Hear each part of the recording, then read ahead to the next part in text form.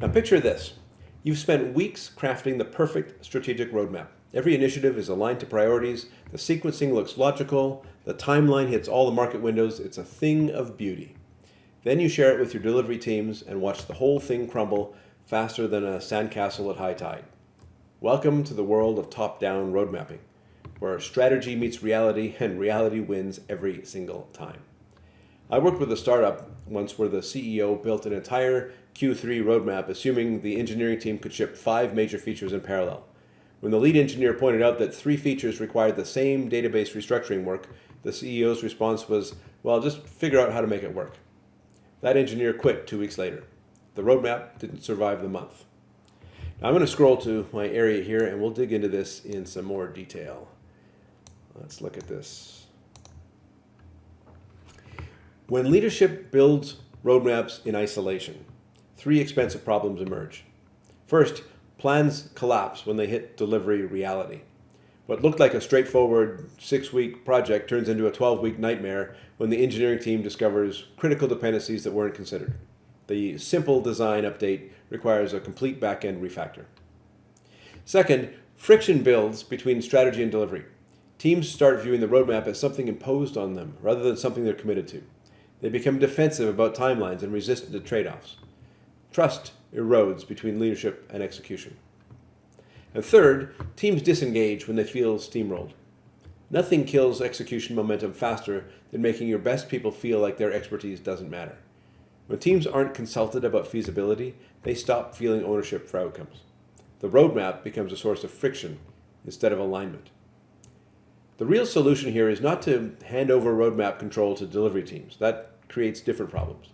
It's to build roadmaps with delivery teams so they're grounded in reality while still driving strategic intent. This requires collaborative planning, a structured process that brings strategy and delivery together during roadmap creation and not after. So today I'm going to walk through a 5-step action plan that transforms top-down planning into collaborative execution that teams actually own and can deliver. So let's look at this. Step 1, you need to host collaborative planning workshops that include product, engineering, operations, and design leads alongside the strategy team. Don't present a finished roadmap for feedback. Build it together from the ground up. The workshop should cover 3 key questions. What are we trying to achieve strategically?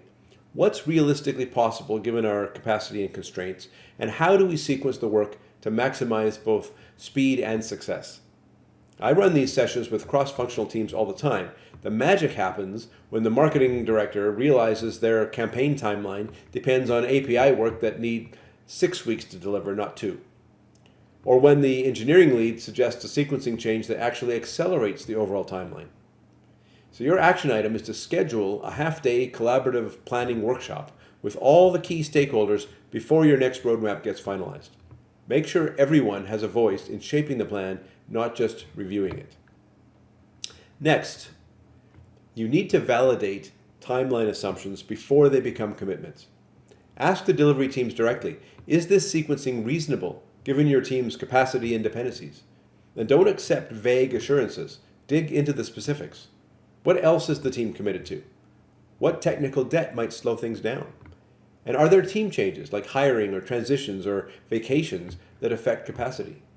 What external dependencies could create delays? And then create a capacity heat map. Map each team or function against the proposed timeline and look for overloads before they become crises. If the analytics team, for example, is needed for 3 different initiatives in Q2, well, that's a problem that you can solve during planning rather than to discover it during execution. Maybe you sequence the work differently, or maybe you bring in additional capacity, but you can solve it. You can solve it during planning. I worked with a product team that discovered their entire Q4 roadmap depended on the same DevOps engineer. Instead of hoping it would just work out, they brought in a contractor for a couple of the projects and pushed one initiative into Q1. The roadmap became realistic instead of aspirational. And then moving on, for step 4, here's the crucial shift. Treat the roadmap as a joint commitment, not a top-down decree.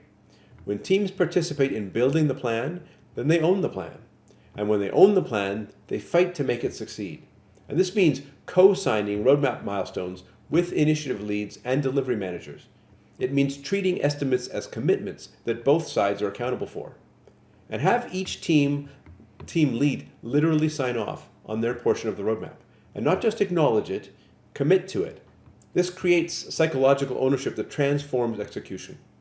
When problems emerge, and they always do, teams with shared ownership solve issues faster because everyone understands the trade-offs. They're not just following orders. They're executing a plan they helped design. And for the final step, avoid just-in-time timelines that break under the slightest pressure. Most roadmaps assume everything goes perfectly. No integration issues, no longer than expected tasks, no learning required. Collaborative roadmaps build in space for iteration, for learning, for the inevitable surprises that come with building complex things. Add buffer for integration time, not just build cycles. Plan for learning phases where teams can validate assumptions before committing to full implementation. This isn't just padding, it's realism. These roadmaps are slightly slower on paper, but dramatically faster in reality because they don't collapse when they hit normal execution friction. So your action item is to review your current roadmap and identify where you've made just-in-time assumptions. Add realistic buffer for integration, for learning, and for iteration. When you build roadmaps collaboratively, several powerful things happen. Plans become more accurate because they're informed by people who understand the work. Teams become more committed because they helped create the plan. And problems get solved faster because everyone understands the trade-offs.